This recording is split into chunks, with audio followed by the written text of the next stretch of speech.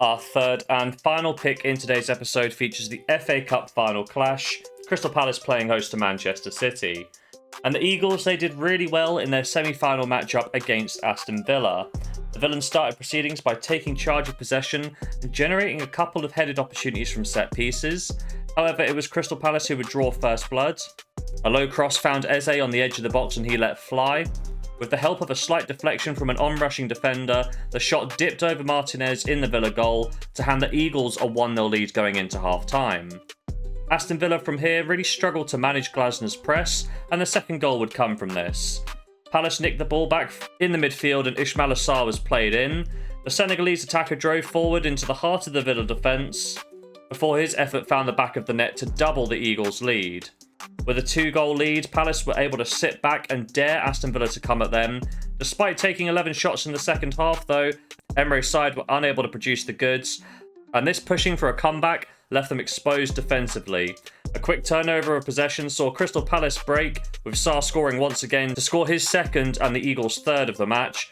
3-0 the final score, and Crystal Palace have made their first cup final since their FA Cup appearance in 2016. In terms of form, Palace have won all 5 of their FA Cup encounters, all within normal time. Perhaps the most impressive feature of this run was that Crystal Palace have only allowed 1 goal in the competition, and that came in the round of 16 match against Millwall. They host a Manchester City side who faced off against Nottingham Forest in their semi-final matchup. It was Rico Lewis that got the Citizens off to a flying start with his strike in just the second minute of the game, and this goal largely set the tone for the matchup. From here on out, City dominated the ball, and were never really under any pressure from Nottingham Forest. When we take a look at the stats, it appears that Forest gave a solid account of themselves, but in watching the game, there wasn't too much doubt about who was going to win this matchup and progress to the final. City scored early in the first half, and this feat was repeated in the second period too. Vardiol rose highest to nod home from a corner and sealed the 2-0 win for Manchester City. In terms of form, there's no doubt that City have been handed an easy draw this year. They faced off against a League 2 side, a League 1 side and a Championship side.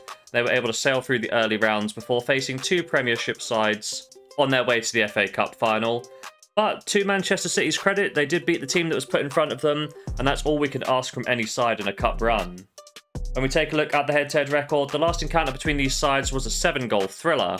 Crystal Palace got off to a flying start as Eze and Richards put them 2-0 up within 21 minutes. However, Manchester City weren't really going to give up so early on in the match. De Bruyne and Madmush levelled the scores for a 2-2 scoreline at half-time.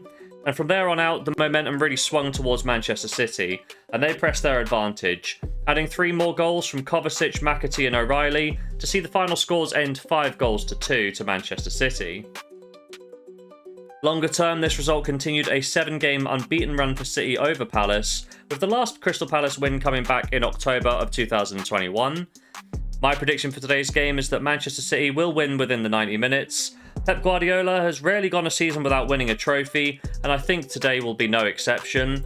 Crystal Palace have also choked the last 2 finals they've been in, so all the signs are pointing to Manchester City to win the cup. Ordinarily, I would take them to win the trophy, just to allow me that extra benefit of extra time and potentially penalty shootouts.